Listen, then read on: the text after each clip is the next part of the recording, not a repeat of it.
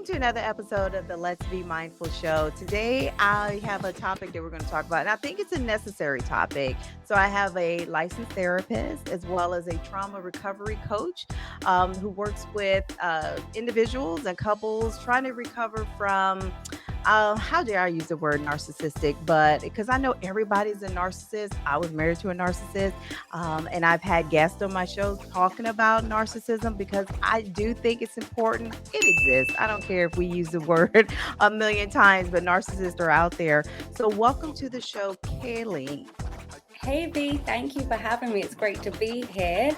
So everyone, hi, I'm Kayleigh, and I'm, as we said, a therapist over here in the UK and a Mhm. trauma recovery coach. And I work with women primarily who are kind of trying to heal after relational trauma. And so they can start to say no to anything less than they deserve. And when I say toxic relationships, we do encompass all things narcissism too. hmm Okay, and you have an interesting story because you also served as an attorney for a number of years in the UK. So, how does one, let me be nosy here, how does one make that switch from attorney to therapist? That's a really good question. I was the wrong side of the table, so to speak. So, whilst all my work, so I've worked in high conflict divorces. And so, what we mean over here in the UK by high conflict is personality disorders, messy, difficult divorces. And then I kind of switched a little bit and I went into childcare. And so, without going too much into detail of that, that was more around abusive homes and the children that kind of were in those positions. So, I found myself being very aware of kind of the patterns within these relationships. And I just felt like, whilst I was serving a great purpose in that I was supporting the children and we were removing them, Mhm. I wondered where the support was for the other people that were involved, like parents or caregivers or even foster care, like givers and things like that. There's a whole different kind of Mhm.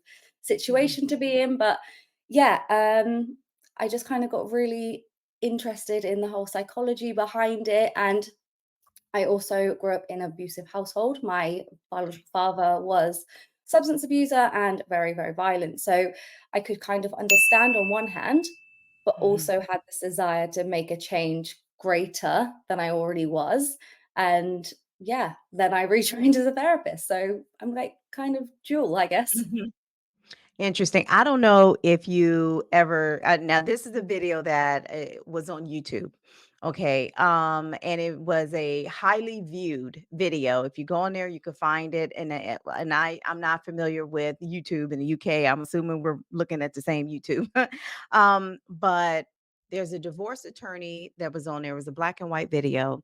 And he talked about marriage, why he, in my opinion, it's like he really doesn't believe in marriage, unless it's done with extreme amount of like open, candid communication, conversation, and a prenup.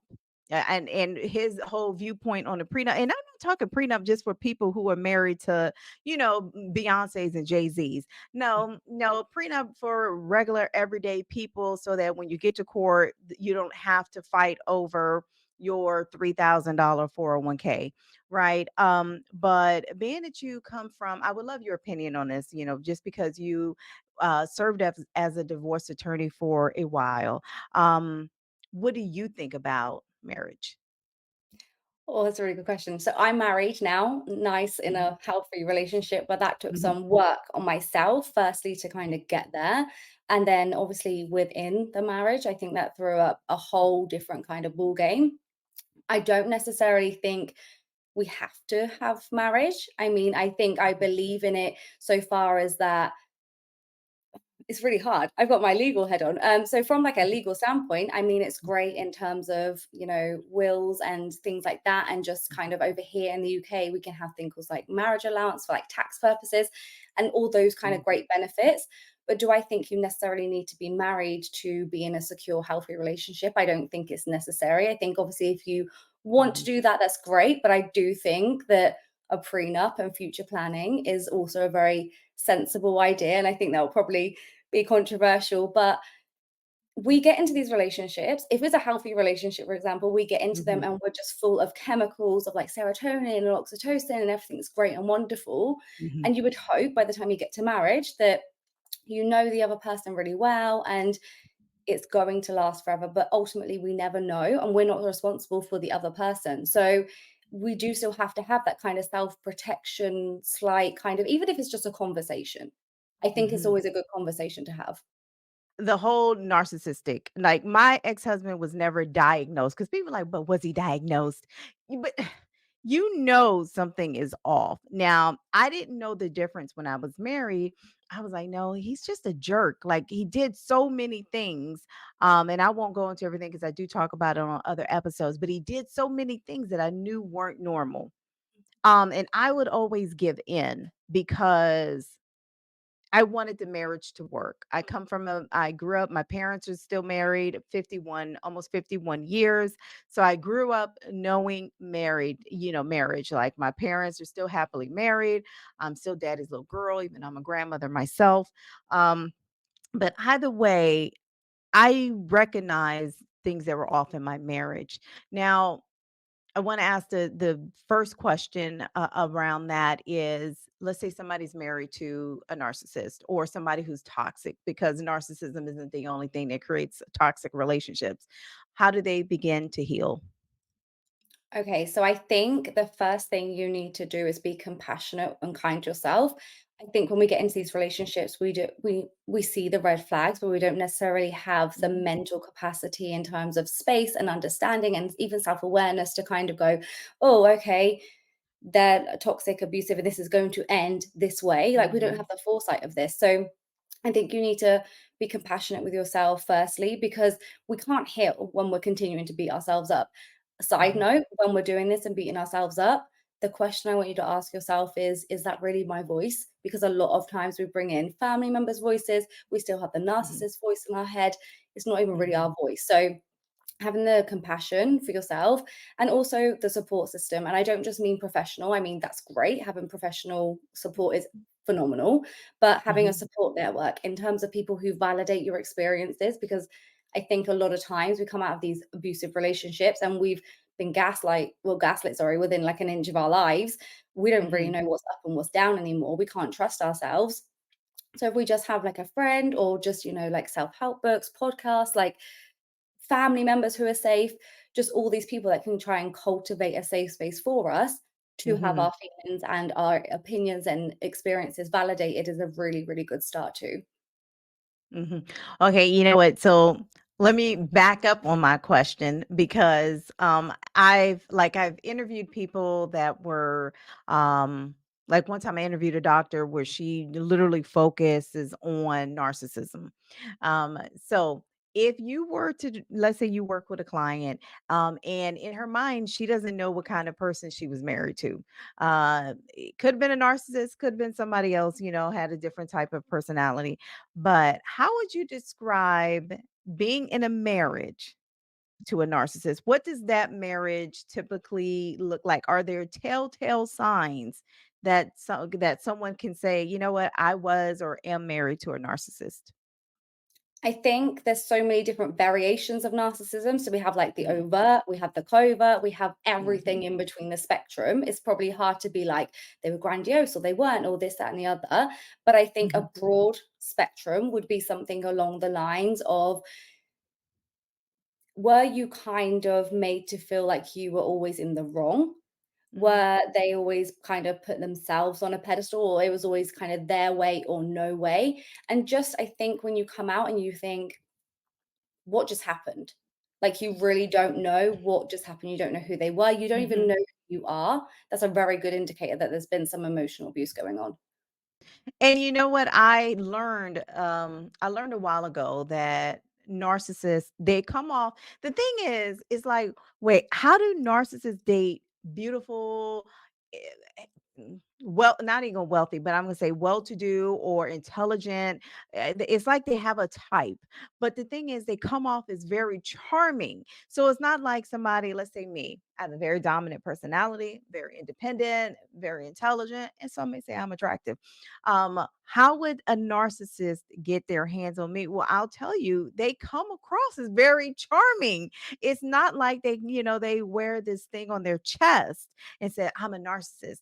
It's like, no, it's like they reel you in with their charm. And then we're smitten by their charm and their ability to connect with you. Right. And then I think as time goes on, we start to see things that you're like, what the hell is going on? To your point, like what just happened?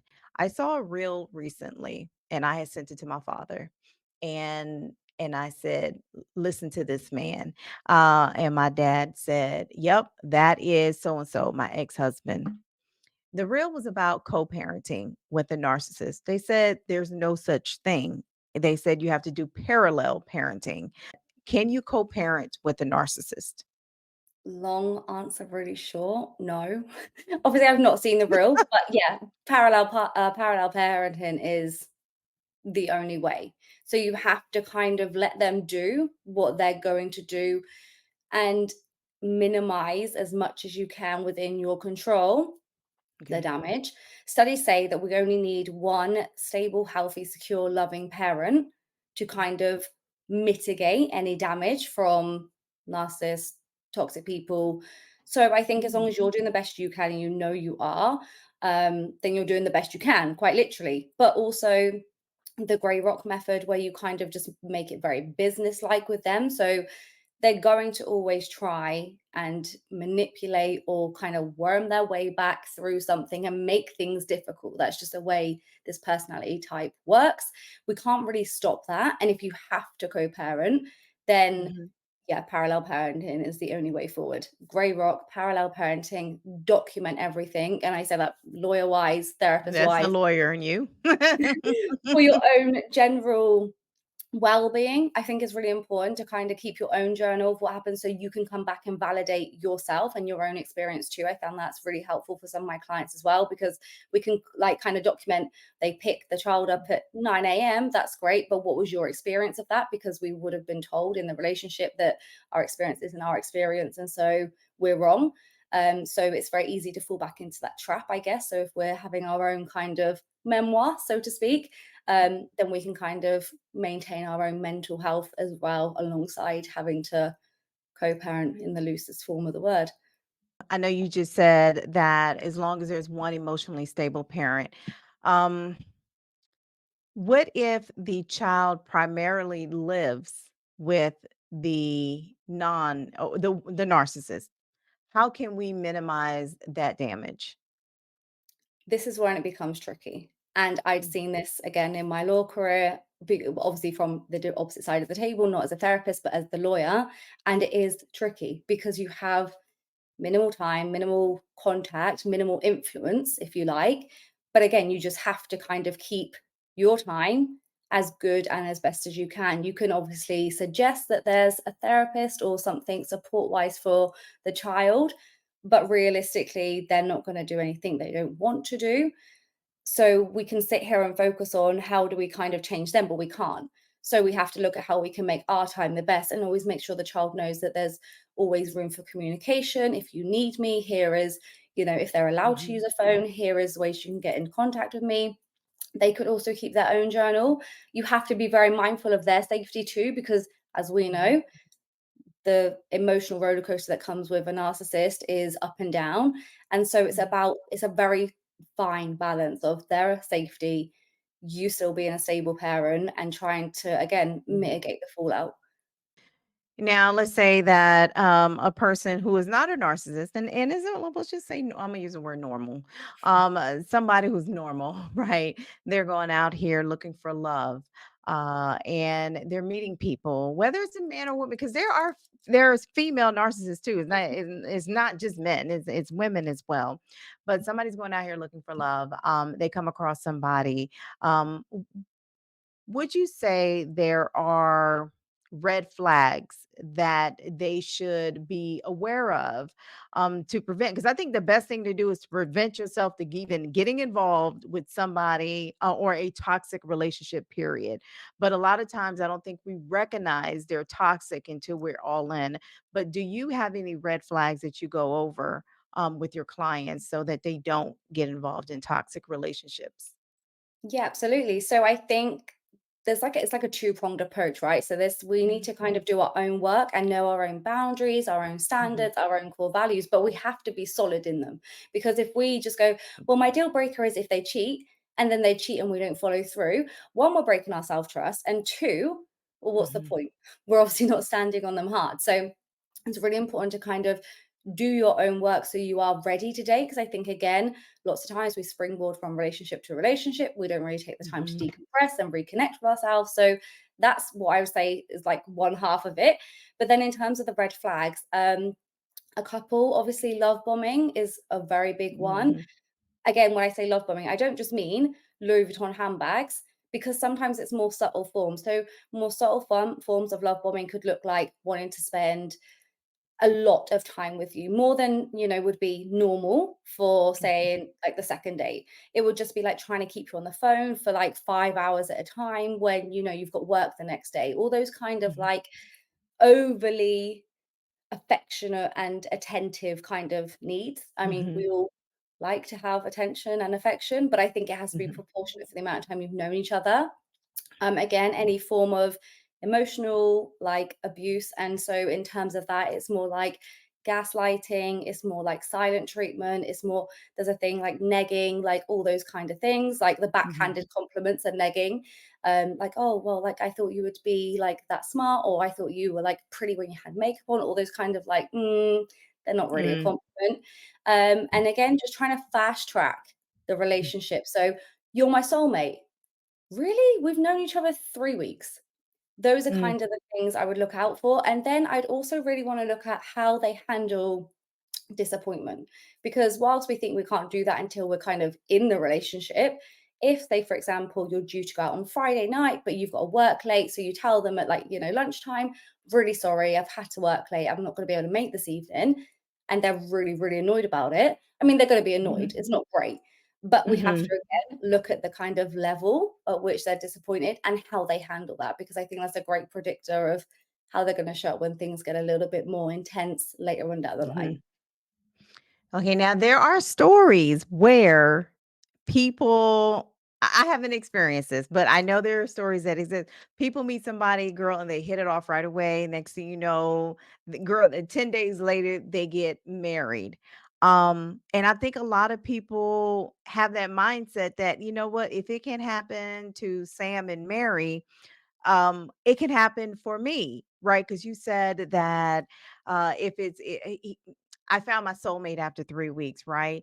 But it has happened for people, and I think people can become like wishful and say, you know what, I know that it's out there. How can someone, and this might be a tricky question, but how can someone know the difference between, dang it, I fell in love with this person because I did meet somebody 10 days, girl, 10 days they got married and they stayed married until he passed away. 10 days, 10 days. Okay. Um, so how do you think someone can know the difference between the bad kind and the good kind?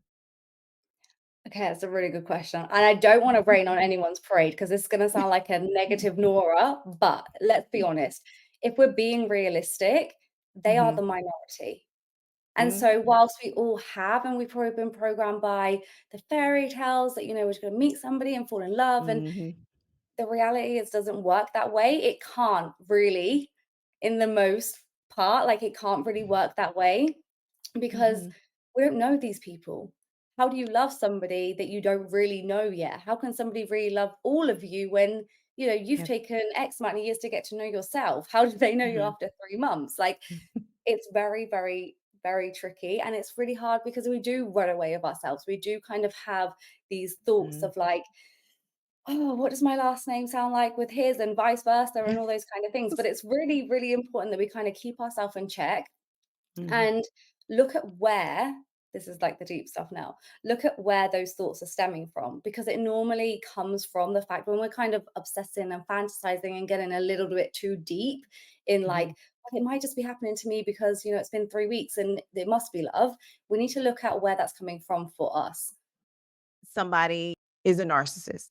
Do they typically have narcissistic parents? Do they one of the parents that you have seen, that you have worked with? Maybe they say, "My mom was this way, my dad was this way." Like, what is your experience with that?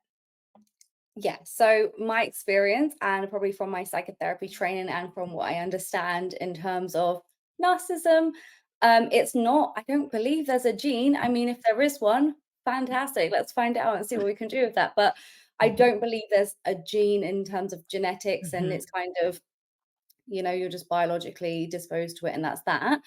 I mhm, do believe that the way it happens is that something really kind of traumatic has to happen in their life. So you could have, like in mhm, theory, you could have a narcissistic parent. And so that narcissistic parent is going to treat you, obviously, as a narcissist does.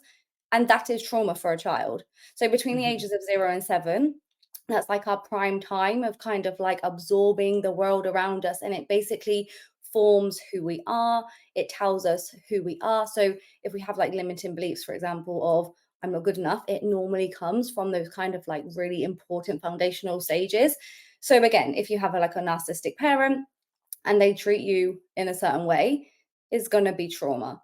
And so it's then mhm. how you're going to then deal with the trauma. And obviously at like 7, 8, 9, I mean, any age until you're an adult. I mean, hell, even us adults don't really deal with trauma great most of the Mhm, time. But mhm, as a mhm, child, they don't have the resources to kind of turn it around. So can you be predisposed to being a narcissist if you have a narcissistic parent? Yes, maybe your chances are mhm, higher because obviously you're mhm, around that environment. And we all know that kind of like our relationships with our parents form, our relationships, how like that's how our yep, attachment styles are made, right? So mhm, to answer your question, yes, I've seen it in terms of like mhm. the person who's a narcissist has narcissistic parents, or at least has people that has narcissistic tendencies around them. Do I think it's genetic? Not in the best of my knowledge. Do I think there's like one particular? I remember when I interviewed the doctor who focuses on narcissism. She said, if I can, because this was over a year ago and I'm trying to remember, but she said they often don't recognize that they have a problem. So therefore they don't come and get the help because they don't, girl, it's everybody else. It's her, it's him. It's never me. It's always somebody else when it comes to dealing with a narcissist. But let's say that they get tired of getting that feedback. You have issues, you have problems. Let's say they finally do go get some help. Can they heal? Can they become normal? So the protocol in I've never dealt with a fully fledged medically diagnosed narcissist. Mhm, Again, as you said, it's more men than women. I work with women, so mhm, luckily, yeah, I've not really come across any in terms of the female kind. But the protocol would be that no, you cannot cure narcissism at all. There's not like a magic pill we can just give you, or mm, there's no amount of kind of work we can do. What we can do, and do not get your hopes up, please, if you're in a narcissistic relationship, do not think this is going to solve the problem. mm, It will not. We can kind of work in a way with them through therapies and all other kinds of like talk therapies and CBT and all those kind of great things, um, to minimize and to become more aware and to help them have a better quality of life. But does it go away? mhm, No. Can we heal them? No. Unfortunately, it's a personality disorder like most. mm. It's something that you have. And right now, there's no magic cure in terms of medication that we can kind of help them with. If someone is in a relationship with a narcissist, is their only option to get out? Or can that relationship ever be healthy? No, it will never be healthy. Is their only option to get out if they value their life and want a better quality of, I mean, if you can tolerate it, I'm not Mhm, saying passing judgment, mhm, that's your choice for you. mhm, Then you do what you mhm, wanna do, but will it become healthy? No, it can't. mhm. Well, that's discouraging. Yes, sorry, guys. That's discouraging because there's a lot of people in relationships with a narcissist, and I think they believe that they can outlove the bad in somebody. Like, if you love me enough, you will do XYZ. But if it's a personality disorder, I guess you can give them everything that they want. You're not going to outlove a personality disorder. Um, it's discouraging because so many people are in those relationships and they want the relationship to work. They want, because they do love that person. How can they have a healthy relationship, especially when you come from trauma? Now we're getting into the second half of my life, and where I was single for a long time, and I did not know that being in that toxic marriage damaged me. I did not recognize it. Okay. And I know it comes with self-healing, but how? Because we'll say, "Oh, girl, go love yourself." That doesn't resonate with everybody. What does that mean sometimes? Like, "Oh, just love on yourself." But how can someone heal from that relationship and then start a new relationship without having those heavy emotional wounds from being in a toxic relationship? In terms of your question, so love yourself. I hate it. I hate that phrase because when you come out of these relationships, Mhm, you don't even know yourself, let alone like yourself. How the true. hell are you gonna love yourself? It's Mhm, too far. It's too far of an unattainable goal when you're first out. mhm. Like you just, and again, time doesn't heal wounds. It just doesn't, Nope. especially in relational trauma. So some people say to me, "But I've been single for 5 years," and I'm like, "I love that for you, but what have you done in that time?" And they're like, "Well, I've done nothing." And I'm like, "Okay, okay, well, we're still at square one. We've not really moved forward here." And that's Mhm, fine. We can work with that. But I think we have mhm, to be brutally honest with ourselves because I think we come out and we're just like, "Oh, it wasn't that bad. It could have been worse." Or we're still kind of mhm, gaslighting ourselves after we've came out of the relationship anyway. So there's a whole host of things we've got to kind of look at. But in terms of how do we start that journey, it's about self-awareness. I can give you 100 tools, 100 techniques, but being self-aware mhm. is the most important thing you can do because you need to look at how did I stay in this relationship? Like we can look at them and say, why are they a narcissist? Why do they do what they do? But again, that's just a little ploy that our subconscious will Yeah. do to keep us attached to Mhm, that relationship rather than focusing inwards because it's normally painful to do that, right? It's not mhm, easy to be on a kind of self-love journey and a self-healing journey. We have to sit with all the different parts of ourselves, get to know them, get to learn to mhm, like them, then we can even think about loving them. But we have to start again, like I said, with the compassion because we can't rebuild trust unless we have self compassion. A lot of things kind of intertwine together. But I mhm, think the most important things are the self compassion, the self mhm, awareness, and kind of just look at like maybe the last couple of relationships you've been in. Look for like the last 3 to 5 common themes. Have you been in a relationship like the last 3 relationships with 3 narcissists? Have you been in, mhm, slightly different variations of personality disorder? Have they always been unfaithful? Have you always been betrayed? Like, I mean, there's probably going to be a couple of things we're going to find, but if we start to look for the patterns, then we mhm, can kind of go back to the wound. We can kind of like reverse engineer it back to why? What is happening inside of me that made me stay? Because there's always a core wound at the end of it, and we kind of have to mhm, work backwards to see what that is. Again, these core wounds are probably from childhood, and it doesn't mhm, always have to be big, big traumas. We call them big T's. I was gonna say big T's. We call them big T's. They're big mhm, T's and little T's. We don't always have to have mhm, a big trauma, and it doesn't always have to mhm, be with our parents. It can be with caregivers too. So, yeah, self-awareness, self-compassion. Lots of people go, "I don't trust myself." And I hear that because it's pretty normal that you don't trust yourself. mhm, But we can't cultivate self-trust until we've got compassion. Because imagine if your best friend come to you and said to you, like, "I've just been in a relationship with a narcissist," and you're like, "You're so stupid. What are you doing?" Like all the things we tell ourselves, she's not mhm, gonna feel good about herself. So the mhm, first step is to kind of learn to like yourself. Self-compassion is how that kind of starts to make it kind of like forms together. Look at your patterns over the last couple of relationships. and then try and Mhm. work it backwards. So I have like a tool that I use called like the downward spiral. I'm sure if you put it in on Google or Pinterest or somewhere Okay. great, Mhm. kind of like go back 7 steps, and you'll see like kind of the core wound, because what does it say about me? And if this was true, then what would that mean? And so we go through all the steps backwards. Then we get to the core wounds and we're like, oh, okay, great. Another thing Mhm. I do is like a trauma timeline of our life with my clients. Again, Mhm. I would suggest you do that with a professional just because things are going to come up. But yeah, that was probably all around the houses, but there's quite a few things. So Mhm. self-compassion, like learn to like yourself, self-awareness, your patterns, and kind of, yeah, go from there really. Now, when you start to work with someone who's just coming out of a toxic relationship, what are some common things that you see in that person? Because once you go through a toxic relationship, certain things about your personality have shifted. You were not the same person you were before you got into that relationship. I'll give you an example, or let's say attachment style. Okay. Being in a toxic relationship, coming out of one, does it impact one's attachment style? And if so, which one would they go towards typically after a toxic relationship? I think that's something that's not very well documented. So I could Mhm, be very secure with you. So me and my therapist, we're very secure. We are good. I've seen her for many years. And so we mhm, have a good solid foundation. However, in my relationships, I was very anxious for a while, but I've also played avoidant.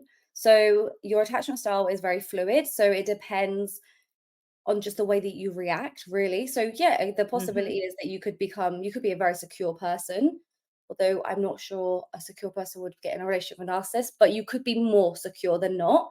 And then you could be obviously very anxious or avoidant coming out of that. So I mhm, don't think it necessarily is a precursor for it changing, but I do think there's a very good likelihood you could be very anxious and then you could come out of that and become very mhm. avoidant because you don't want to go back there.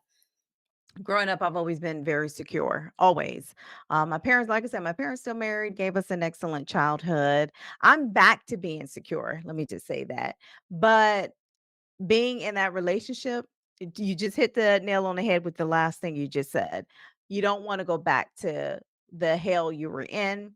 It caused me to be very, very much so avoidant. And I will tell you, I don't necessarily believe you can heal everything about you, right? Mhm. Because there are certain triggers that are always going to cause you to revert back to where you came from, what you fought, from, right? And so my avoidant, even though I'd always been secure, my avoidant, I still have pieces of it there. Trust and believe. I'm like, wait a minute, this is giving me red flaggish. I don't want to go back down that road. So I'm going to back off. I'm going to back off because I experienced a little bit of something like here. I remember the hurt. I don't want to go there again. And so, therefore, triggers will cause my avoidant to be like, girl, we back in the game. And I still am primarily secure. Like you can be, you can be primarily one and still have aspects of another attachment style, right? Let's talk about, if you don't mind, I would love to selfishly ask this question about the attachment style and avoid it in particular. I don't know, somebody maybe like myself.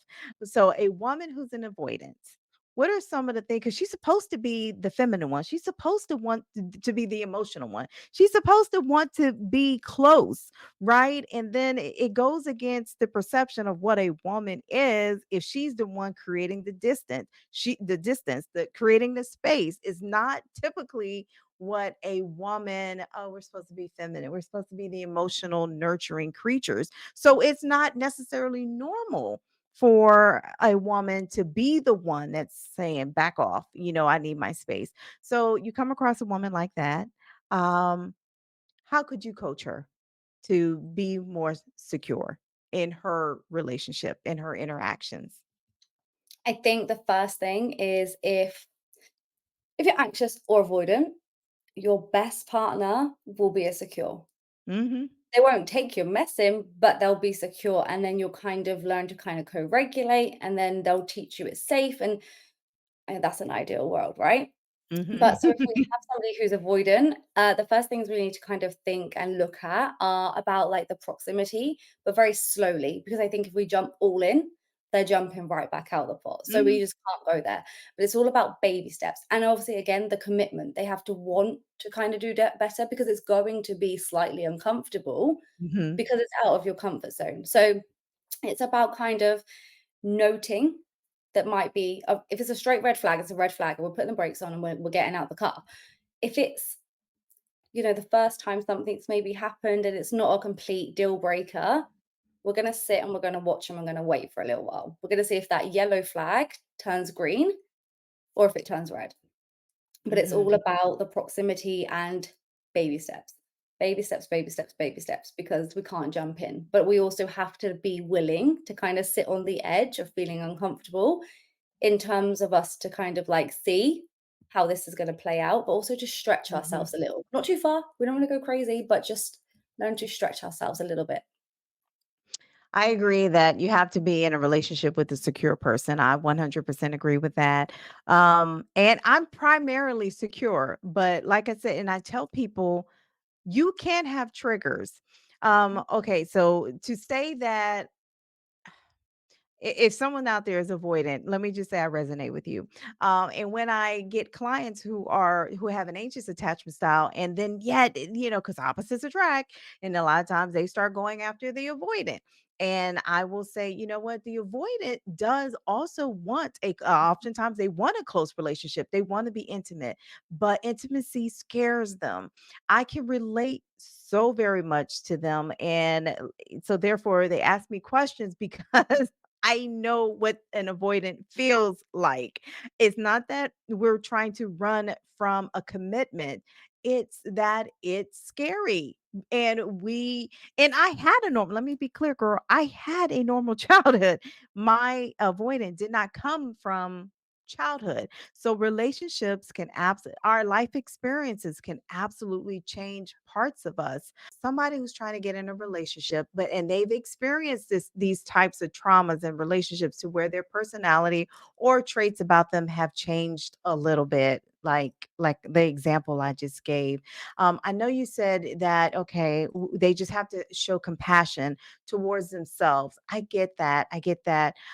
And I know the answer to this, but I'm going to ask you anyway. Is it possible for them to find love again in a very healthy relationship? Right? Is it possible? And I know the answer. We all know the answer to that. Okay. And if so, what can they do to keep their relationship healthy? Yes. Yes is the answer. So we're all able to find healthy love. I mean, it doesn't come with a massive banner, which would be really, really helpful. We Mhm. kind of have to like learn to go through the process of trusting ourselves and looking for the red flags and dealing with our own Mhm. triggers. So if we are kind of not aware of our triggers, you sound like you're very aware of your triggers, which is great. But in order to keep it kind of healthy, then we need to know and be aware they're going to come up. And we need to learn to self soothe through that. And I think we kind of grow up and we just think like, well, a baby, for example, should be able to self-soothe itself to sleep and it should all be fine. But we don't do this very much as an adult. So we kind of need to be looking at our own self-soothing regime. Still keep up your self-care. Don't get fully enmeshed, because again, I think that's something we always do. As you said earlier, the old version of you, I always say to my clients, she's literally standing right around the corner this way, and the highest version of yourself is this corner. Choose your corner. Which way are you going? But I think to keep it healthy, you need to have two people who are willing to put in the work, somebody who's going to be patient with you, but you also have to be very aware of yourself and be very aware that you are going to have triggers. Because the thing is that I see a lot, when we come out of a toxic relationship and we're in a healthy one, it's a whole new different ball game. I've experienced it myself, but you kind of have to like recalibrate and get used to what healthy feels like, because a lot of times we would find healthy boring, or we're just always waiting for the other shoe to drop. So it's again about like kind of, I'm just doing this, I'm just about to self-sabotage by starting an argument over who's cooked dinner tonight, but being aware of it, and then obviously being able to apologize. Again, apologies are so underrated, because it's like, I'm sorry, but, and it's like, no, I'm sorry is fine on its own. But it's just about awareness, being able to keep yourself in check and self soothe through your own triggers, because you have to keep your side of the street clean. Okay, you said a lot, and I want to touch up on a couple of those things.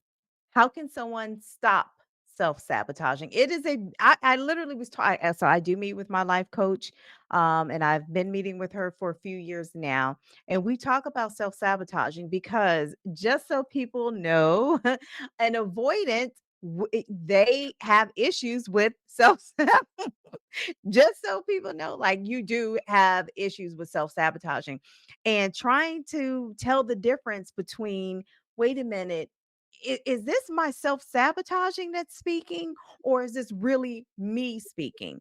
So, how can you advise someone to stop the self-sabotaging? And then you can even describe what self-sabotaging is, but how can you suggest to someone to, hey, stop it? And how can they know the difference?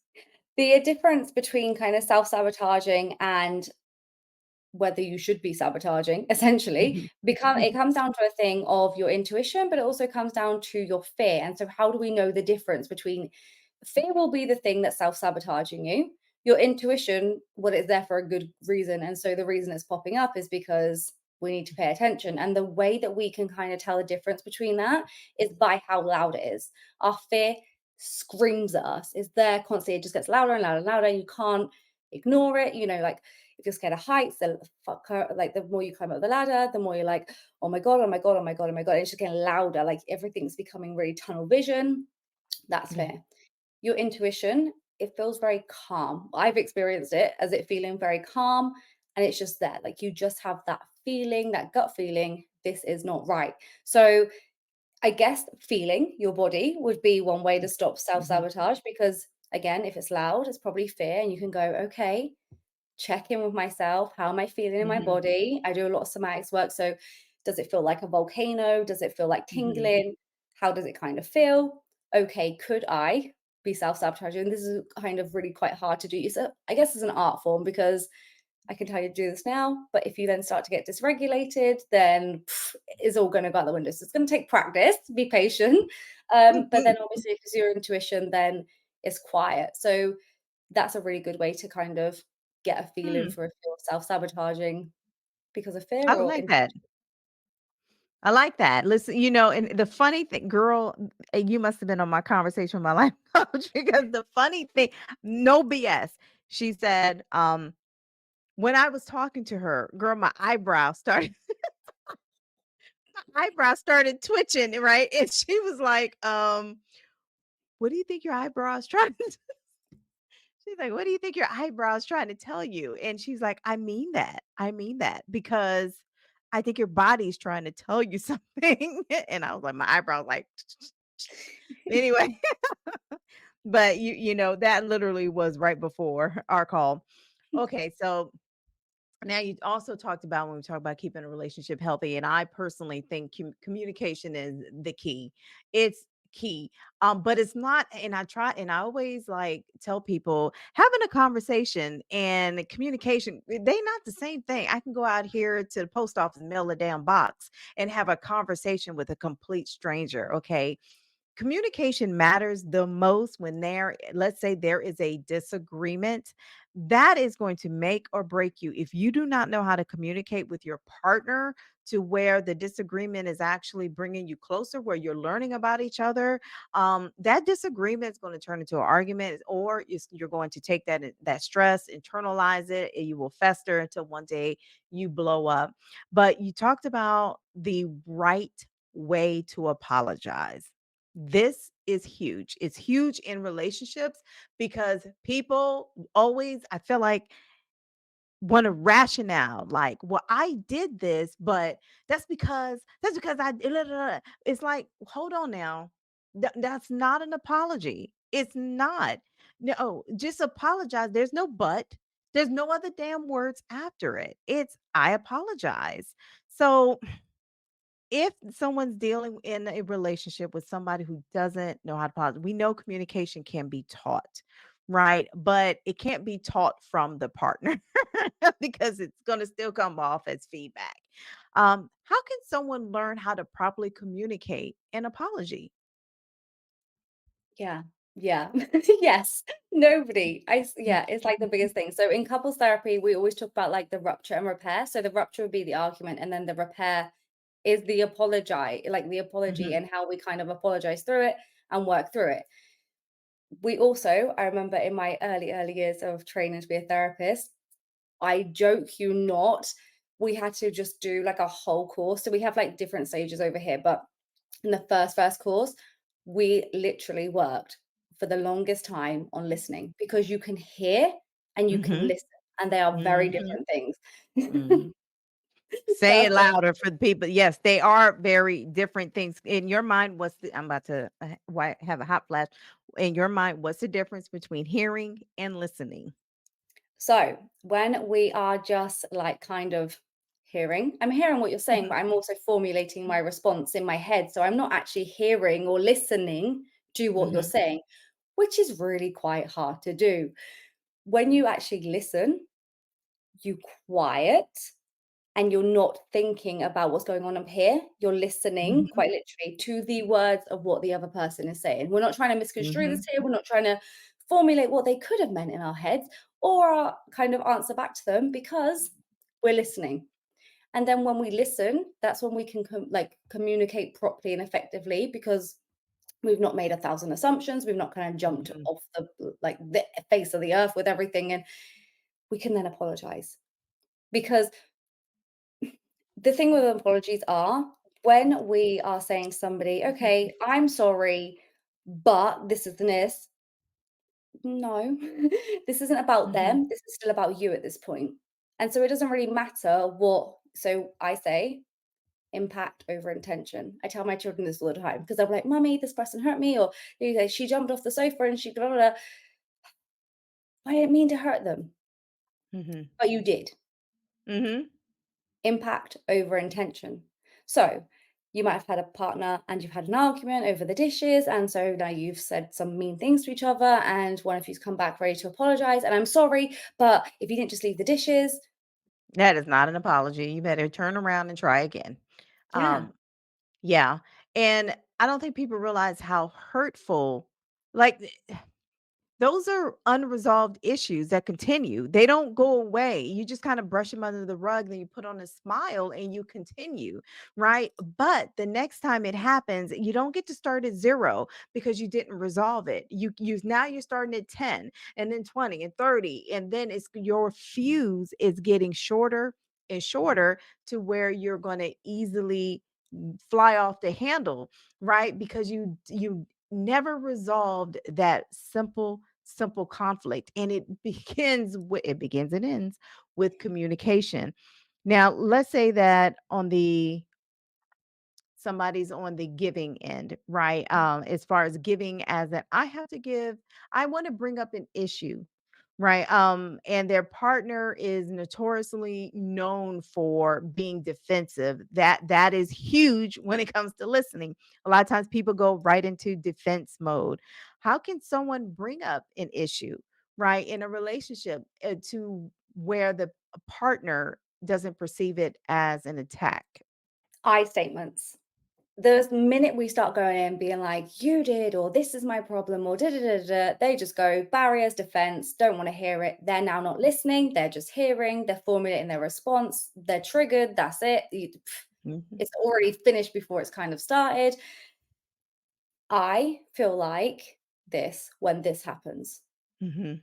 because it's not about them. This is about your feelings. Your feelings are valid. They don't have to agree with it. Equally, you don't have to agree with their feelings, but it's Mhm. your reality.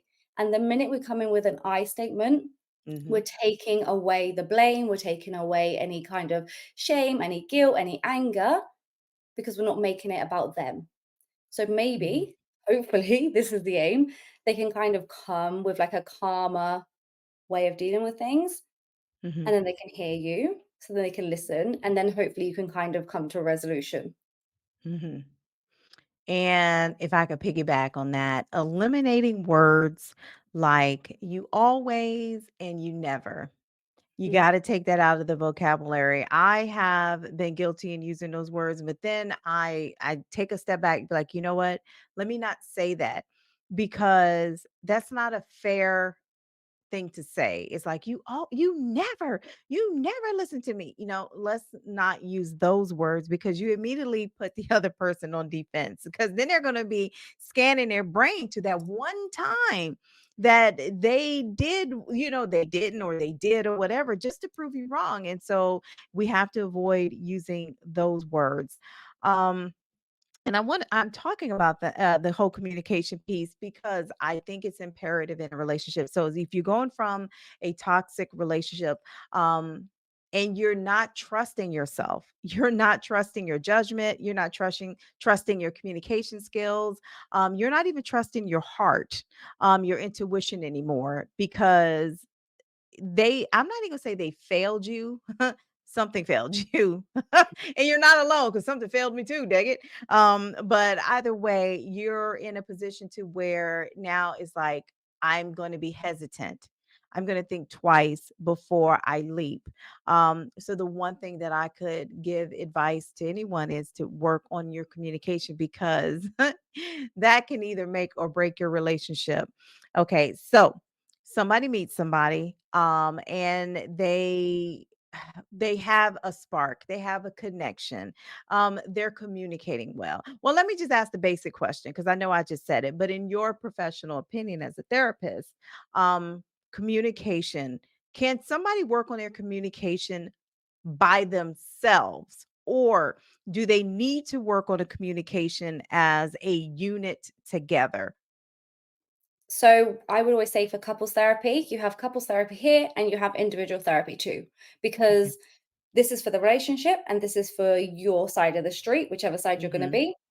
Again, with communication, look at the way you communicate with yourself. Because if you're berating yourself all the time, and you said about self-trust and all those other things, if that's how you're Hmm. talking to yourself, you're probably going to show up like that. I Hmm. can meet clients and go, I know how you show up in a relationship because I see Hmm. how you show up with yourself. I see how you show up here, which we always have like these different versions of ourselves. But if you can't Hmm. communicate with yourself effectively, and then you can't communicate with me that well, but it's slightly Hmm. better, we can kind of future predict what you're going to be like in a relationship. So it kind of is really helpful as a therapist because we can kind of unpick it and kind of work backwards. So that's why it's Hmm. important to have it together and obviously individually too.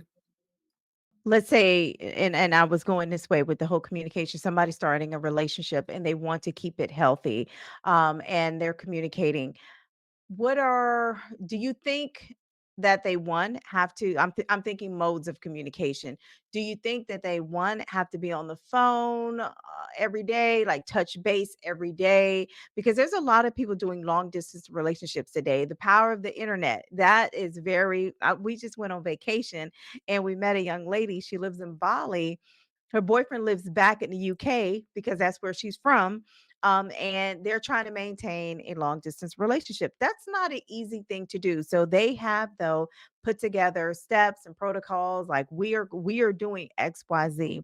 So communication now today is even more important because there are a lot of I'm in a distance relationship. And we rely on communicating. So do you what are your protocols or suggestions that you could give somebody to wait, hey, I want to establish a healthy connection with this person, whether he's down the street or a flight away, but how can we do that on a consistent basis? Yeah, so consistent is the word, consistency, right? Okay. I also, me and my husband, when I first met him, he was in the military. So he has been Mm, all around the world. We've had children together and he's not been here. So I totally get long distance. And the things that I kind of learned, but also kind of like from my training, is that you have to know what you need in terms of how much okay. communication do you need.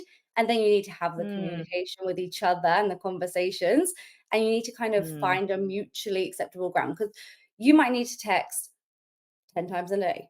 They might just want to call mhm, you once in the evening. And that's not going to mhm, work. People aren't going to be happy. So then we need the mhm, collaboration here because I'm not very big on compromise. Do I think compromise works? No. Collaboration. I like to use that word. It just feels more joint, mhm. I guess.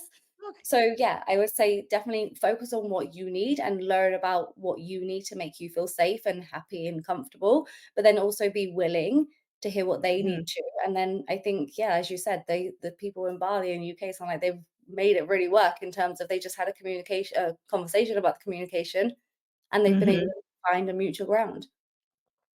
Yeah, and they're young, to be young and in love, They're much younger than me and my partner, and I would say that, and I'm gonna do some reels on long distance because I don't really talk about that. I don't think I've even announced it on my social media at all that I am in a long distance relationship. I think people assume that we only travel the world together, but they don't know what goes into maintaining a relationship when your person doesn't live around the corner.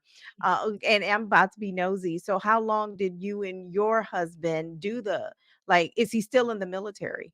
No, he's No. been out since 2020. So, Okay. yeah, and that was a whole different dynamic. So obviously then he Mhm. was away often. He was stationed the north of the UK. He's been over the world, and then he's been down here. And then when he was then out of the military and then home, we had to learn how to live together Yep. because that was a whole different ball game. That's gotta be difficult. I'm thinking about that for myself. When you're in a long distance relationship, you are living your own life. They are living their own lives, and then you have to come together and cohabitate. I can only imagine that that was an adjustment. You have shared a lot of great information. If you'd like to give your information on how people can get in contact with you, please by all means, if you could share. Oh, bless you. Thank you. And thank you for having me. I'm so glad it actually helped you because that's the goal, right? As long as it can help one person, then I've done my job. So yeah, you can probably find me best on Instagram, but my Instagram and social media handle is obviously I am Kayleigh Marie, or my website, which is www.kayleighmarie.com. Awesome. Well, thank you very much for being on the show today and sharing such great information. Thank you, everyone, for listening to another episode of Let's Be Mindful, where you can find us on YouTube and Apple and Spotify. As a reminder, as I say at the end of every show, y'all, please be kind. I think I just posted this on my last video, but I have a very, very good girlfriend of mine who lost her son to suicide 2 weeks ago and went to his services last week. And I know that he was struggling with mental health issues. So if anyone out there is struggling, please reach out to somebody and get the help. And just to remind everybody, please be kind because we really don't know what people are dealing with. Thank you and have a wonderful rest of your day.